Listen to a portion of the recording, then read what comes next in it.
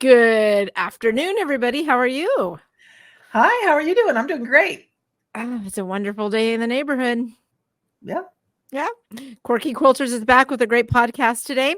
We're going to go ahead and talk about something that should be very important and high up on everybody's list, but the one thing we probably ignore the most.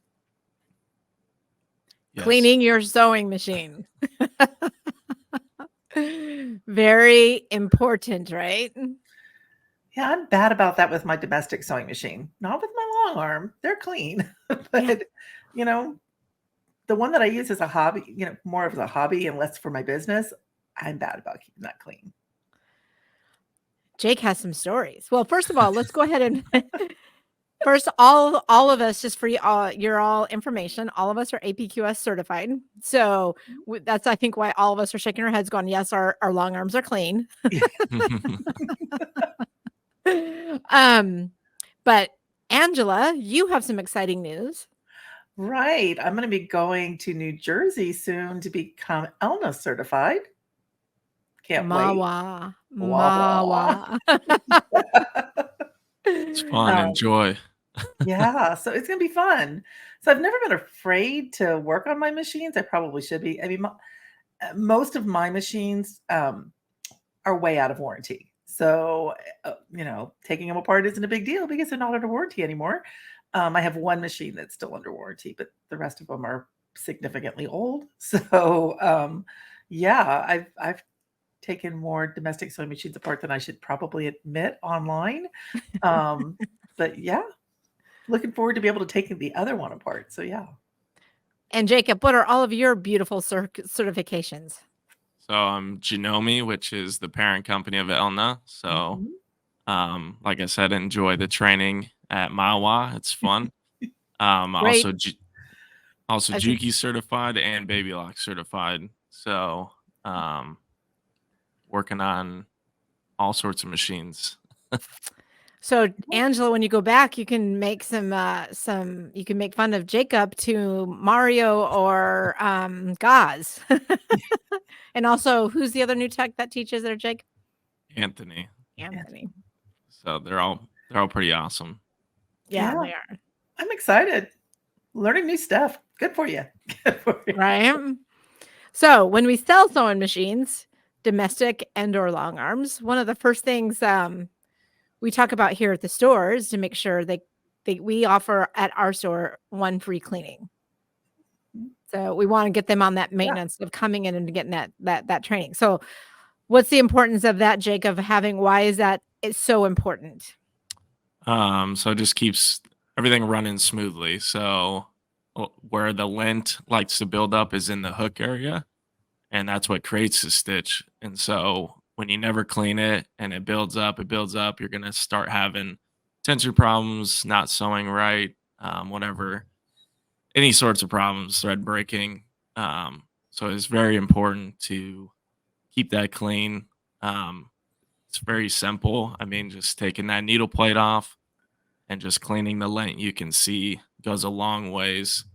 And then probably bringing that machine in at least once a year if you're a pretty dedicated sewer, so that we can really take it apart and get everything else that you couldn't get.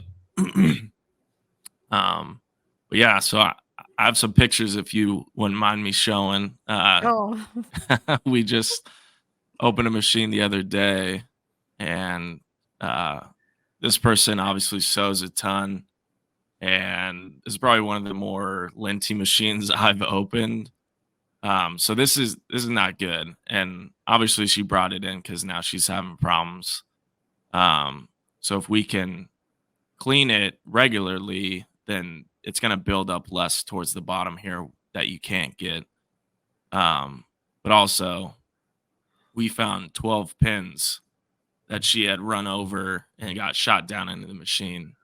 So just want to reiterate, don't run over pins. Not a good thing. Her machine now kind of has a major issue. It just won't sew now because gear is broken. And yeah, just if you can't help it, don't sew over pins. It's not a good thing on whether it's on the long arm or your domestic sewing machine.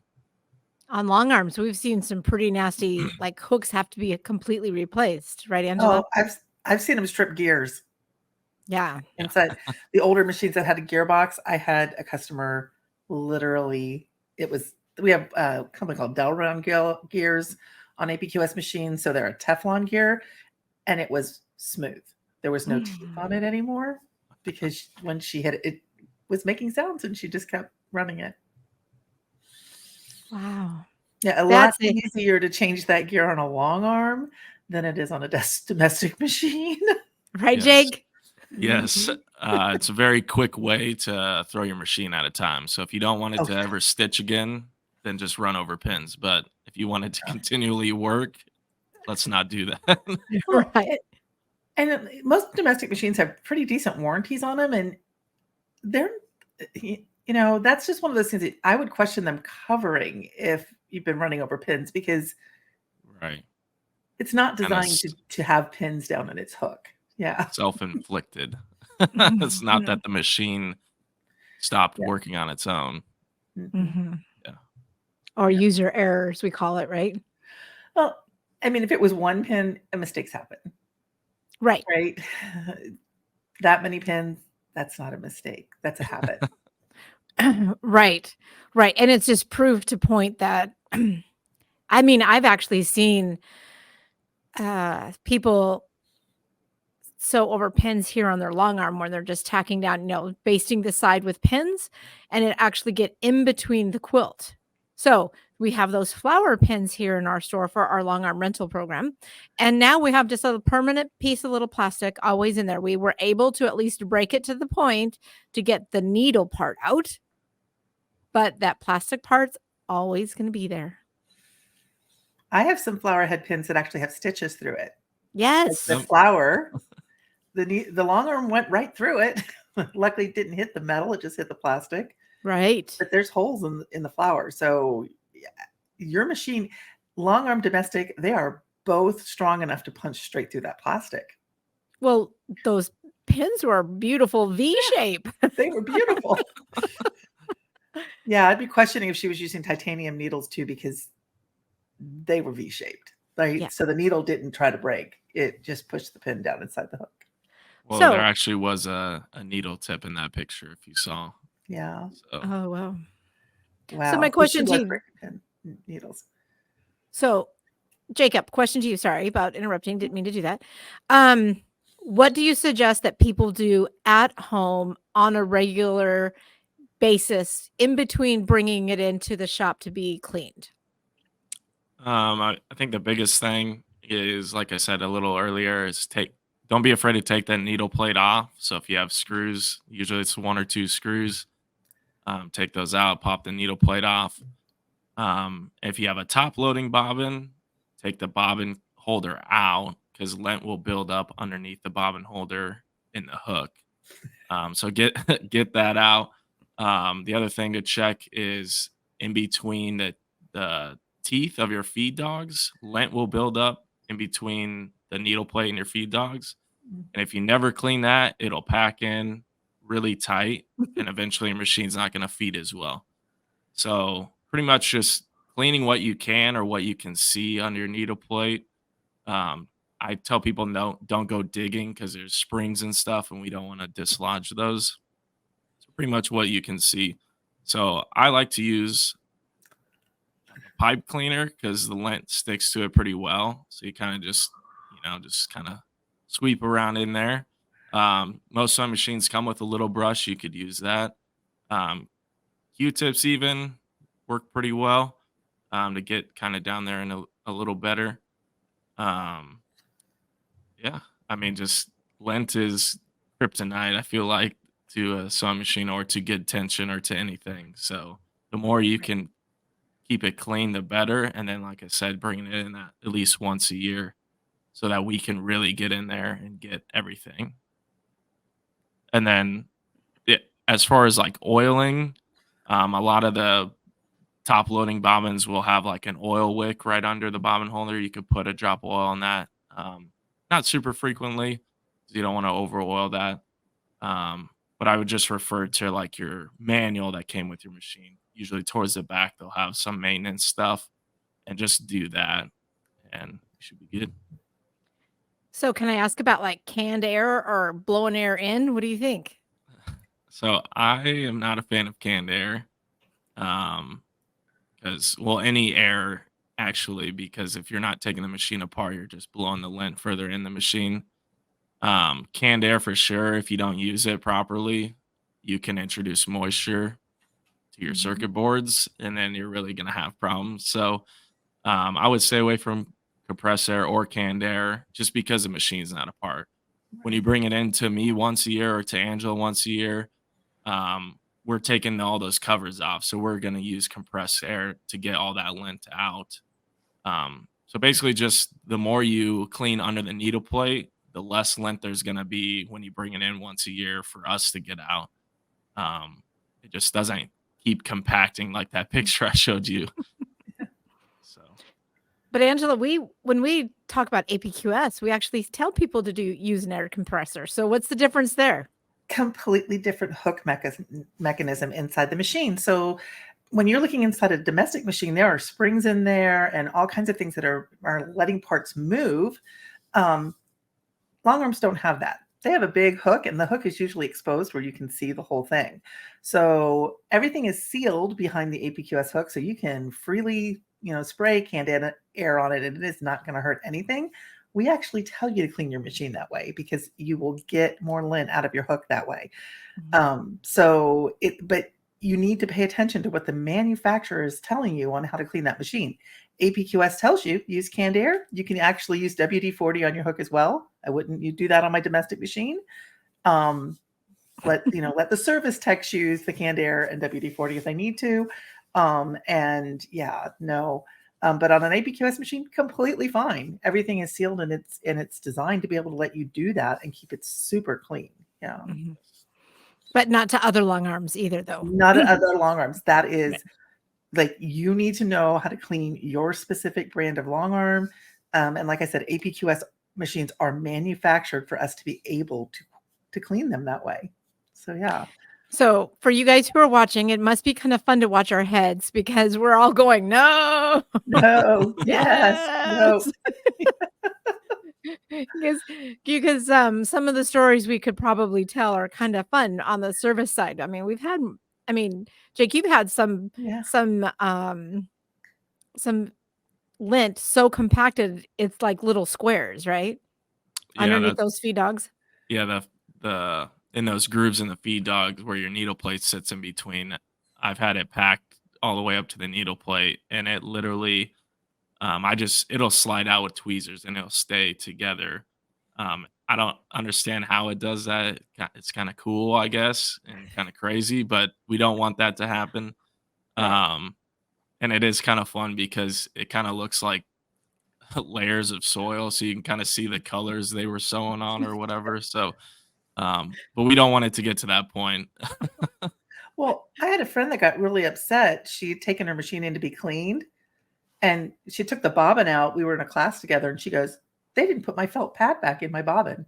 Hmm. Like she had so much lint underneath that bobbin in the drop-in bobbin case that she thought the felt pad was supposed to be there. I'm like, no, you created that with lint and thread.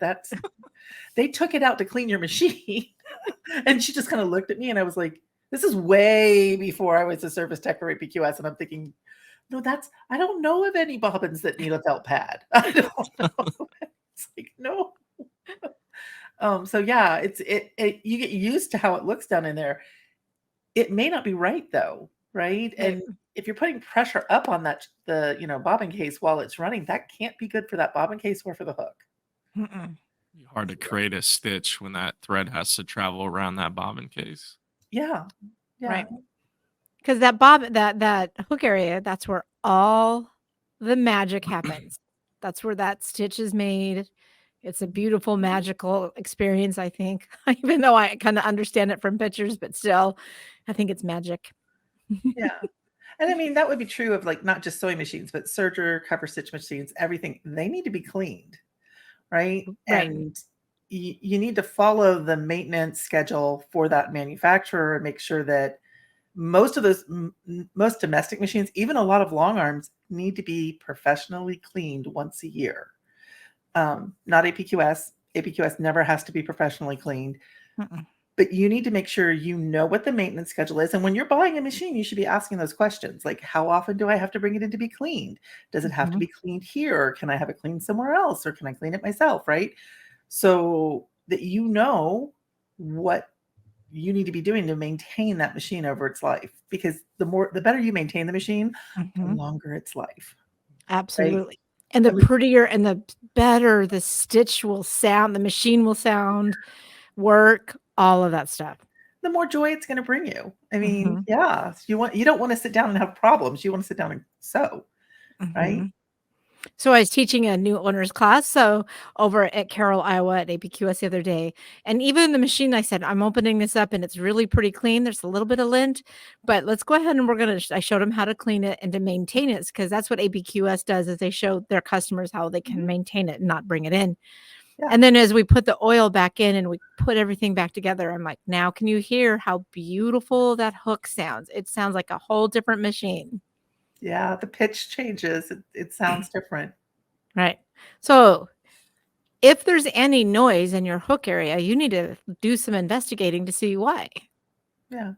Right? That would be true of domestic machine too. If it's rattling, if it's making sounds you're not used to, Right. there's a reason. Don't just keep going. Don't do that. No.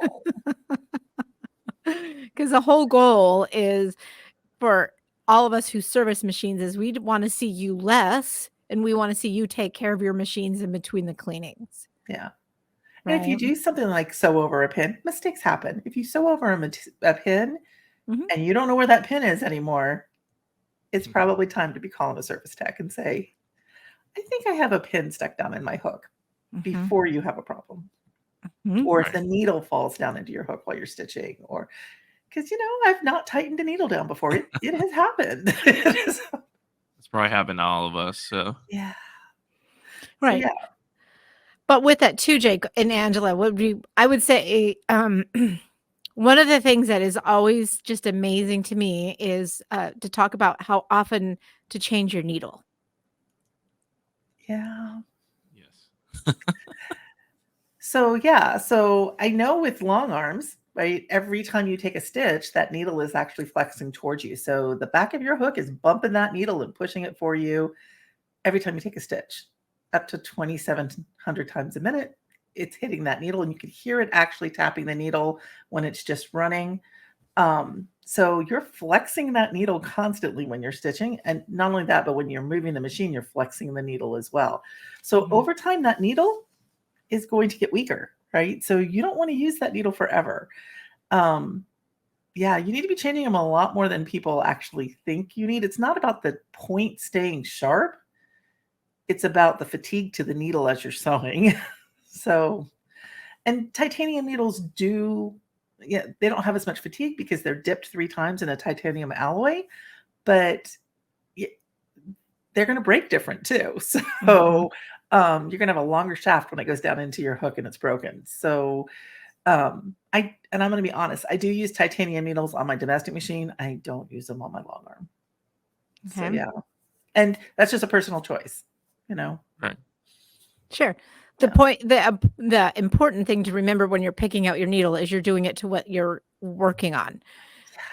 If you're doing embroidery, you want an embroidery needle. If you're doing quilting, you want a quilting needle. And if you're doing leather, you want a leather needle. So there's different things that you want to think about. It's about the point. But also on a domestic machine, I tell everybody we want to change that every 8 hours. Yeah. And I say one quilt on a long arm, but I'm talking like queen king size quilt. So if I'm doing baby quilts, I might do more than one.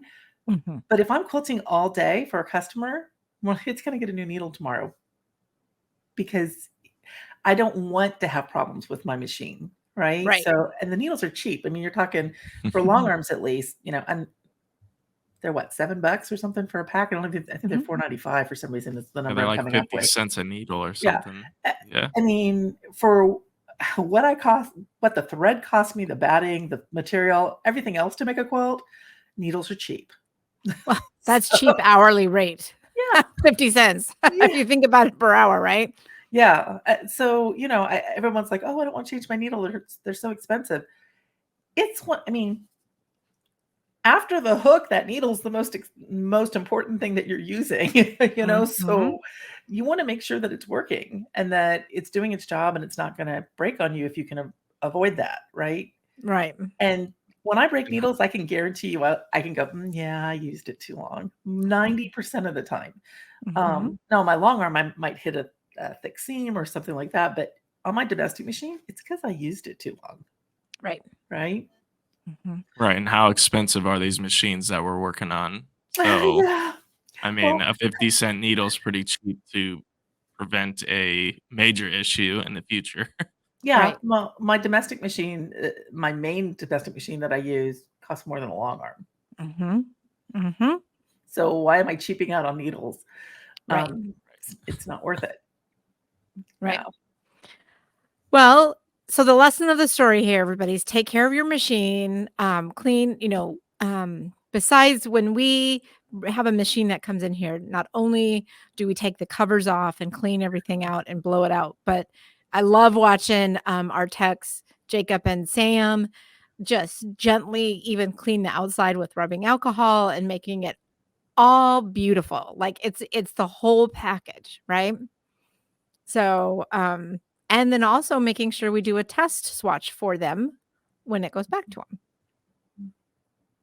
Yep. So, it is kind of a fun thing. I mean, it is kind of amazing, Jake, watching you guys kind of clean the outside too. I think it's actually cute. Yeah. There's a job satisfaction there of having a machine that wasn't clean when it came in, looking beautiful when it goes back. Yes. Yes. Right. So I highly encourage you to make sure you develop that wonderful relationship with your machine technician because they are very important people. They want to work with you so your machine can be sewing longer. It is truly that process. Yeah. So make sure you get to know them. Any other hints, Jake, that you would like to tell people? No. No? I mean, it's pretty simple. I mean, just take that needle plate off and clean out any lint you can see, and it's gonna help you for a while. Yeah. Right. Right. So these are great little hints, I think. We are going to have more of these topics in the future on Mhm. domestic and long arms and quilting and sergers. We were just blessed to have a baby lock 8-thread serger come in the store. Whoa. Yes, she is beautiful. She's That's a lot very of beautiful. threads. Yeah, and if you think about sergers, they also have that knife that cuts through the fabric. So Mhm. those sergers definitely need to be cleaned out a little bit more Yeah. because of the lint is even more. Well, they would have fibers and stuff stuck in them too. Yeah. Yeah. Yeah. So if you're enjoying our show, we ask you to like, thumbs up, and share. Comment, give us some questions or some topics you want to hear about because that helps us. We love to do that. We love serving the quilting community. You guys are fabulous. And have a happy and wonderful sewing day, right guys?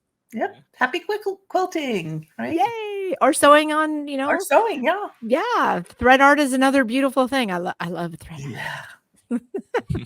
So, all right, guys, have a phenomenal rest of your day. Okay.